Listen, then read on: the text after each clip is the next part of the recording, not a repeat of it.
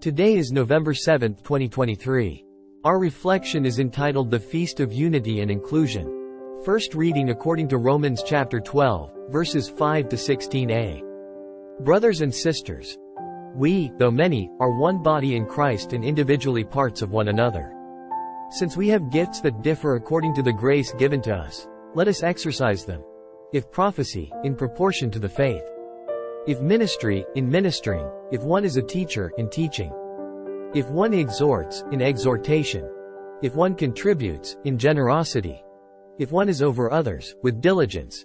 If one does acts of mercy, with cheerfulness. Let love be sincere. Hate what is evil, hold on to what is good.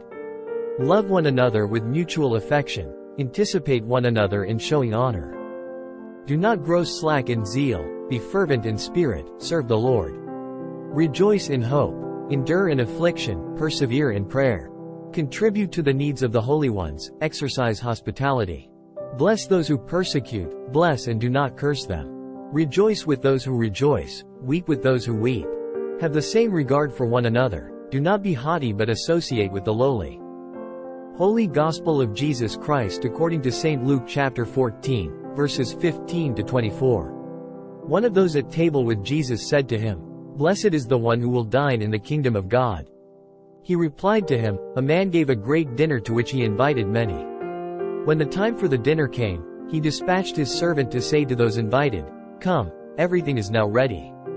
But one by one, they all began to excuse themselves. The first said to him, 'I have purchased a field and must go to examine it. I ask you, consider me excused.' And another said, 'I have purchased 5 yoke of oxen and am on my way to evaluate them. I ask you, consider me excused.' And another said, 'I have just married a woman, and therefore I cannot come.' The servant went and reported this to his master. Then the master of the house in a rage commanded his servant, 'Go out quickly into the streets and alleys of the town and bring in here the poor and the crippled, the blind and the lame.' The servant reported, 'Sir, your orders have been carried out and still there is room.' The master then ordered the servant, 'Go out to the highways and hedgerows and make people come in that my home may be filled. For, I tell you, none of those men who were invited will taste my dinner.'" In today's readings, the theme of unity and inclusion shines brightly.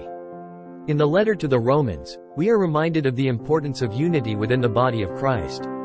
Each of us has unique gifts and talents, and when we come together in harmony, we form a stronger and more complete whole. Just as our physical bodies have different parts that work together, so do we, the members of Christ's body, work in unison. The Gospel passage from Luke tells the parable of the great feast. Initially, those who were invited made excuses and declined the invitation, leading the host to invite people from various backgrounds. This story illustrates God's desire for inclusivity and his call to embrace all, regardless of social status or background. It reflects God's invitation to everyone to be a part of his heavenly banquet. Reflecting on these passages, I'm reminded of the importance of unity and inclusion in our faith communities. We should celebrate our diversity and welcome all into our midst, as it is through our differences and unique gifts that we can strengthen the body of Christ. Today, I will actively reach out to those on the periphery, extend an invitation to the faith community, make an effort to build unity and inclusivity in the body of Christ, and embrace diversity.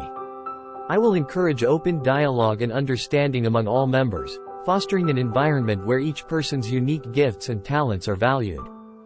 If you found this video meaningful, I invite you to show your support by hitting the like, subscribe and share button, as this will help us reach more people with these reflections.